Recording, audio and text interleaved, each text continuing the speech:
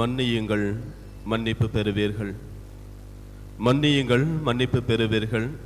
கொடுங்கள், உங்களுக்கு கொடுக்கப்படும்.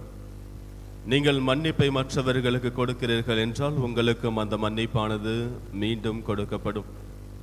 நீங்கள் எந்த அளவிற்கு பிறரை மன்னிக்கிறீர்களோ அதற்கு மேலாக கடவுள் நம்மை மன்னிப்பார், நம் ஒவ்வொருவரையும் மன்னிப்பார். இதுதான் சொல்லுவார்கள், தவறு செய்தல் என்பது மனிதனுடைய இயல்பு, மன்னிப்பது கடவுளுடைய இயல்பு. யார் யாரெல்லாம் ஒருவரை மன்னிக்கிறார்களோ அவர்கள் அனைவருமே கடவுளுடைய இயல்பிலே பங்கு பெறுகிறார்கள். மனித ஸ்தானத்திலிருந்து உயர்ந்து புனித ஸ்தானத்திற்கு எடுத்து செல்லப்படுகிறார்கள்.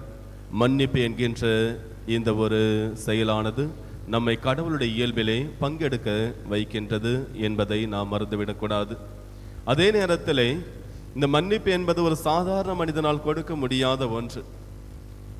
நம்மை ஒருவர் காயப்படுத்தியிருக்கின்றார் என்றால், நம்மை ஒருவர் துன்புறுத்தியிருக்கின்றார் என்றால், நமக்கு எதிராக ஒருவர் ஏதாவது தவறு செய்திருக்கின்றார் என்றால் அதை மன்னிப்பது என்பது அவ்வளவு எளிதானது அல்ல. அந்த மன்னிப்பை கொடுக்க வேண்டும் என்றால் கடவுளுடைய ஆசீர்வாதம் மிக மிக அவசியம். கடவுளுடைய அருள் மிக அவசியம். வலிமையான ஒரு மனிதனால், கடவுளுடைய ஆவியினால் நிரப்பப்பட்ட மனிதர்களால் மட்டுமே அந்த மன்னிப்பை மற்றவர்களுக்கு கொடுக்க முடியும். திருத்துதர் பணிகளிலே கொடுக்கப்பட்டிருக்கின்ற நிகழ்வு, ஸ்தேவான் என்கின்ற புனிதர், அவரை பற்றி கொடுக்கப்பட்டிருக்கின்றது.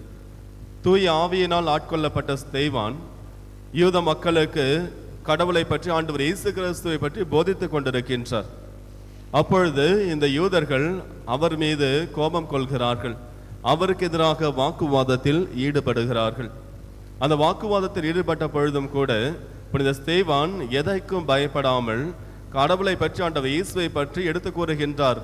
ஆண்டவர் இயேசு கிறிஸ்து உண்மையிலே இறைமகன், அவர் கடவுளால் அனுப்பப்பட்டவர் என்று ஆண்டவர் இயேசு கிறிஸ்துவை பற்றி எடுத்து சொல்லுகின்றார். கடைசியிலே இந்த யூதர்கள் கோவப்பட்டு அவர் மீது கல்லால் அடிக்கிறார்கள், அவர் மீது கல் எறிகின்றார்கள்.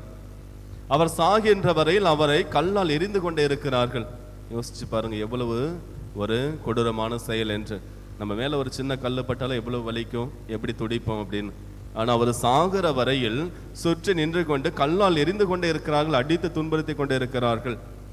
சாகின்ற அந்த தருவாயில் அவர் சொன்ன வார்த்தைகள், தந்தையே இவர்களை மன்னியும், தந்தையை இவர்களை மன்னியும், இந்த பாவத்தை இவர்கள் மீது சுமத்தாதீர் என்று புனித ஸ்தேவான் தன்னை அடித்தவர்களுக்காக, தன்னை துன்புறுத்தியவர்களுக்காக, தன்னை காயப்படுத்தியவர்களுக்காக மன்றாடுகின்றார், அவர்களை மன்னிக்கின்றார். இதே செயலை தான் ஆண்டவர் இயேசு கிறிஸ்து சிலுவையில் தொங்கிய போது செய்தார்.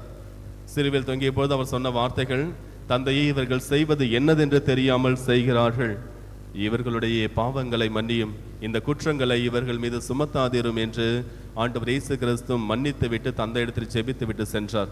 இது நாம் ஒவ்வொருவரும் மன்னிக்க அழைக்கப்பட்டிருக்கின்றோம், மன்னித்து வாழ அழைக்கப்பட்டிருக்கின்றோம். நாம் பிறரை மன்னிக்கின்ற பொழுது கடவுள் நம்மை மன்னிப்பார், நம் ஒவ்வொருவருக்கும் ஆசிரியர் அளிப்பார்.